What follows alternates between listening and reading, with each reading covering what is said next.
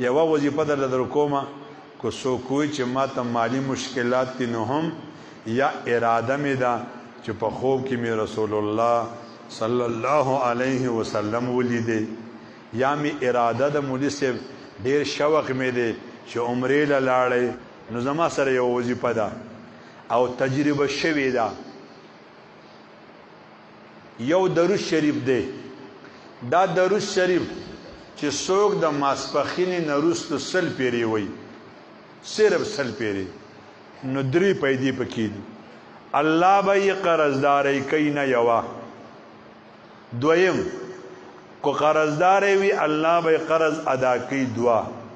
دریمه پیدا پکې دا ده د قیامت په ورځ به سره الله حساب کتاب نه کوي څو پیدې دي پکې 3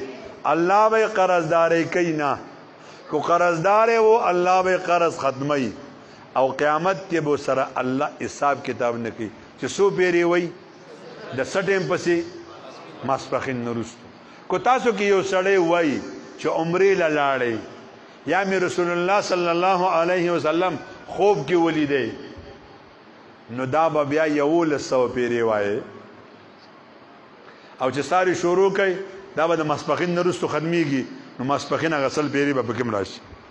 1100 پیرې به وایي تاسو به چې دا خو به ډېر ګران وي ډېر آسان دی ډېر آسان دی اللهم صل على سيدنا محمد وعلى آله وبارك وسلم آسان دے گران اللهم صل على سيدنا محمد وعلى آله وبارك وسلم اللهم صل على سيدنا محمد وعلى آله وبارك وسلم دا چې سل پیری څوک د ماسپښین پسې وای دا 3 پیدې دي او کو 1100 پیری وای نو بیا پکې نوري پیدې ام دي الله به عمرې لبوزي او کو تاسو وای چې دا می زر وکړي نو یو بل سیز د توایما هغه سره ملګری کوي د شربت کې چې روح حوزم واچوي او غبین پکې مو واچوي بیا به ډېر مزه کوي کنه ډېر چک باچي نو کو تاسو وایي چې رسول الله صلی الله علیه وسلم مزر ولیدي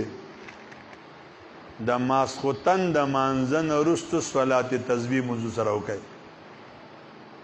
نو چې تاسو صلات تسبیح منځ کو بیا خدا درود شریف د ورځې 1100 پیرې ویلې وي ان شاء الله 2-3 ورځې کې به یې ان شاء الله